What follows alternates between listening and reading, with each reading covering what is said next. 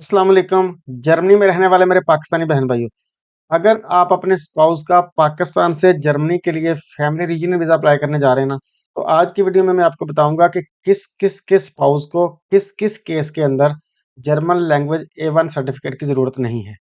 इससे पहले भी मैंने इस टॉपिक पे वीडियो बनाई थी, लेकिन वो इतनी डिटेल नहीं थी। आज वाली वीडियो फुली डिटेल्ड है। इसके अंदर जो है ना, एम्बेसी की वेबसाइट खोल के मैं आपको वहां से बताऊंगा ताकि कोई चीज़ का डाउट ना रह जाए। ये जनाब वेबसाइट है जर्मन एम्बेसी की पाकिस्तान के अंदर। फैमिली रीजनल वीज़े के लिए कौन कौन से डॉक्यूमेंट्स चाहिए, ये जो है ना मैंने वेबसाइट खोली हुई है। इसके अंदर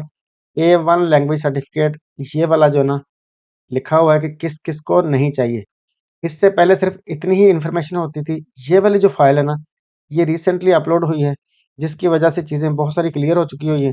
इससे पहले चीज़ें इतनी क्लियर नहीं थी। अब जो है ना तसल्ली से उन्होंने हर चीज़ बता दी हुई है। ये PDF फाइल हम खोलते हैं, इसके अंदर सारी डिटेल लिखी हुई है। इसके अंदर उन्होंने लिखा हुआ कि अगर आप या आपका स्पाउस सिटीजन है यूरोपीय यूनियन की किसी मेंबर स्टेट का,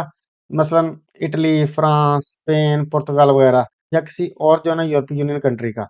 तो उस केस में आपको जो है ना A1 जर्मन लैंग्वेज सर्टिफिकेट की ज़रूरत नहीं है। या जो है ना आपका हस्बैंड जर्मन सिटीजन है और वो जो है ना फिर यूरोपीय यूनियन की किसी और कंट्री में चला गया, कुछ साल उसने वहाँ पे काम किया, वहाँ पे रहा और वहाँ से रहने के बाद वो वापस जर्मनी में आ गया, तो इस केस में अगर उसका स्पाउस भी साथ आएगा तो उसके स्पाउस को जर्मन लैंग्वेज A1 सर्टिफिकेट की ज़रूरत नहीं है। नॉर्मली जर्मन सिटीजन के स्पाउस को जर्मन लैंग्वेज A1 सर्टिफिकेट की ज़रूरत होती है, लेकिन इस केस में उसको नहीं है, क्योंकि वो यूरोपीय यूनियन का फ्री राइट ऑफ मूवमेंट जो है ना वो यूज़ करते हुए वो वापस आ रहे हैं, तो इसलिए A1 सर्टिफिकेट भी एग्जाम्प्ट है। उसके बाद उन्होंने लिखा कि अगर आपका स्पाउस सिटीजन है जी ऑस्ट्रेलिया का, इसराइल का, जापान का, कनाडा का, उसके बाद कोरिया का, उसके बाद न्यूजीलैंड का, यूके का, अमेरिका का, ये अंडोरा का, ब्राज़ील का, उसके बाद ये कंट्रीज़ लिखे हुए हैं, आप इनके नाम पढ़ लें। इन कंट्रीज़ का सिटीज़न है अगर आपका स्पाउस, तो फिर भी उसको जर्मन लैंग्वेज A1 की ज़रूरत नहीं है। उसके बाद लिखा हुआ कि आपका स्पाउस जो पाकिस्तान से जर्मनी आ रहा है फैमिली रीजनल वीज़े के ऊपर, उसके पास अगर कोई यूनिवर्सिटी की डिग्री है और उस डिग्री की बुनियाद पे वो जर्मनी आने के बाद वहाँ पे कोई जॉब जो है ना उसको मिल सकती है, फिर उस केस में भी उसको जर्मन लैंग्वेज की ज़रूरत नहीं है। मिसाल के तौर पे अगर वो आईटी से रिलेटेड उसका कोई फील्ड है, उसमें उसने मास्टर डिग्री की है या यूनिवर्सिटी की कोई बैचलर डिग्री की हुई है, या जो है ना उसने कोई मेडिसिन के रेलेवेंट या कोई हेल्थ केयर के रेलेवेंट या वो शोबे जिनकी यहाँ पे शॉर्टेज है स्किल्ड वर्कर्स की, उसके रेलेवेंट उसका जो है ना वो डिग्री है और उसको जर्मन लैंग्वेज के बगैर ही जो है ना यहाँ पे जॉब मिल जाएगी। मिसाल के तौर पे आईटी की जॉब होगी, उस केस में भी जो है ना यहाँ पे आपके स्पाउस को A1 करने की ज़रूरत नहीं, अगर वो पढ़ा लिखा है और उसके पास जो है ना वो वाली डिग्री है जिसकी बुनियाद पे उसको बगैर लैंग्वेज के यहाँ पे जॉब मिल जाएगी, यानी कि इंग्लिश ज़बान में भी उसको जॉब मिल जाएगी। मिसाल के तौर पे मोस्टली आईटी के जो है ना शोबे के बंदे हैं, लेकिन इसमें फिर भी जो है ना फाइनल डिसीजन एम्बेसी का है। एम्बेसी हर एक केस को अलग से देखती है, तो ये एम्बेसी ही डिसाइड करेगी। उसके बाद अगर जर्मनी में आपके स्पाउस के पास यूरोपीय यूनियन का ब्लू कार्ड है या जो ना आईसीटी कार्ड है, तो फिर भी जो ना आपका स्पाउस जो पाकिस्तान से जर्मनी आ रहा है उसको A1 की ज़रूरत नहीं है। उसके बाद अगर आपका स्पाउस जो जर्मनी में रह रहा है उसके पास ये वाले जो ना रेजिडेंस परमिट हो, आपने क्या करना है कि आपने अपने रेजिडेंस परमिट के ऊपर जो गत्ते वाले कार्ड की फॉर्म में मिला हुआ आपको, या जो ना आईडी कार्ड की फॉर्म में मिला हुआ, उसके ऊपर आपने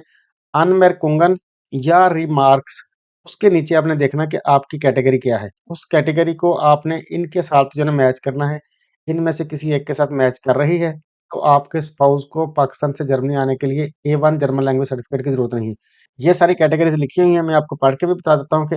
ऐसा स्किल्ड वर्कर जिसके पास वोकेशनल ट्रेनिंग यानी हाउस बिल्डिंग उसने की हुई हो,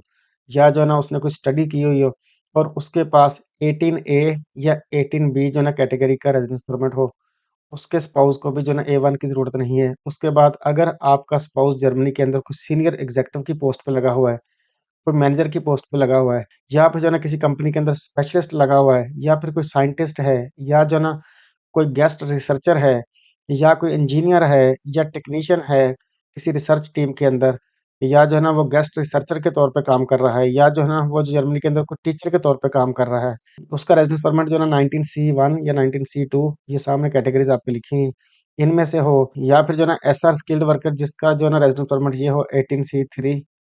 या फिर कोई रिसर्चर हो 18F कैटेगरी वाला, या फिर जो ना कोई सेल्फ एम्प्लॉयड पर्सन हो उसके पास 21 कैटेगरी का जो ना वीज़ा हो, या फिर जो ना ऐसा असाइलम अप्लाई करने वाला बंदा जिसके पास 25(1) कैटेगरी या 26(3) कैटेगरी का जो ना वीज़ा हो और वो जर्मनी आने से पहले जो है ना अपने कंट्री से शादी करवा के आया हो, और उस केस में भी जो है ना आपके स्पाउस को A1 लैंग्वेज सर्टिफिकेट की ज़रूरत नहीं है। या फिर जो है ना ऐसा बंदा जिसको रिफ्यूजी स्टेटस मिला हुआ हो, या जो है ना उसको सब्सिडियरी प्रोटेक्शन 25 2 कैटेगरी का या 26 3 कैटेगरी का जो है ना वीज़ा मिला हुआ हो, और वो जर्मनी आने से पहले जो है ना शादी करवा के आया हो,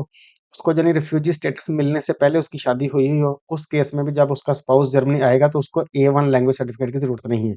उसके अलावा वो लोग जो यूरोपीय यूनियन के दूसरे कंट्री से जर्मनी में आए हों और उनके पास 38 ए कैटेगरी का वीज़ा हो,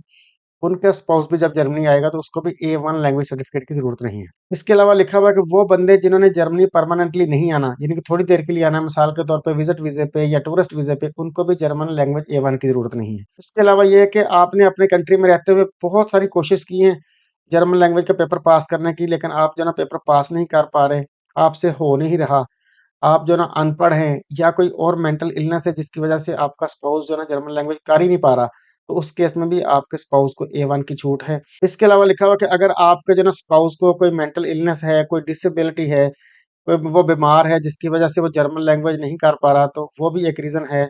उस वजह से भी उसको छूट मिल जाती है। इसके अलावा उन्होंने लिखा कि अगर कोई और रीज़न है, आपके कंट्री में जंग लगी हुई है, आपके कंट्री में हालात ख़राब हैं, आप जो है ना लैंग्वेज स्कूल तक जा नहीं सकते, हालात बड़े शदीद ख़राब हैं, जिसकी वजह से आपका स्पाउस जर्मन लैंग्वेज नहीं कर पा रहा, तो उस केस में भी आपको छूट है। या फिर जो है ना कोई और रीज़न हो सकती है जिसकी वजह से आप लैंग्वेज नहीं कर पा रहे, तो इस वजह से भी आपको A1 लैंग्वेज की छूट है। ये सारी जनाब कैटेगरीज़ हैं जिसके बारे में मैंने आपको बता दिया कि आपके स्पाउस को A1 लैंग्वेज सर्टिफिकेट की ज़रूरत नहीं है। इसके अलावा भी एम्बेसी कह रही है कि कुछ एक्सेप्शंस अभी हैं, जो यहाँ पर जो ना नहीं लिखी हुई हैं, तो उसके लिए उन्होंने लिखा कि आप अपने जो ना इलाके के आउसलैंडर बेहोर्डे से रब्ता करें, या जो ना अपने फॉरेन ऑफिस जो आपके इलाके में है वहाँ से रब्ता करें। वो जो ना अगर आपको एग्ज़म्पशन दे दें, तो उसकी बुनियाद पे भी आप जो ना जर्मन लैंग्वेज A1 की छूट आपको मिल सकती है। लिहाज़ा इसके अंदर बहुत सारी एक्सेप्शंस हैं, बहुत सारी पॉसिबिलिटीज़ हैं जिसके ज़रिए आपके जो ना स्पाउस को जर्मन लैंग्वेज A1 की छूट हासिल है। मेरा ख़्याल है आपको जो ना अच्छे से सारी समझ आ गई होगी। अपना और अपने प्यारों का बहुत सारा ख़्याल रखिए और मुझे आप अपनी दुआओं में याद रखिए।